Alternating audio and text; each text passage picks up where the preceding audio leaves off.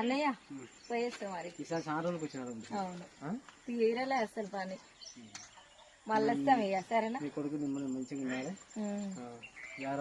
మీ support ఎప్పుడు నాకు ఇట్నే ఉండాలి. కానీ నాకు మీరు ఒక ధైర్యం అన్నయ్య. నిజంగా నేను నా అనుకున్న వాళ్ళ ఇంటికి పోను అసలు ఎవరు లేరు. నేను ఇక్కడ నిలబడే మాట్లాడిన ఆ రోజు నాకు ఎవరు లేరు అన్నయ్య, మీరే దిక్కన్న. అంతే కదక్క? సరే మరి పోయేస్తా.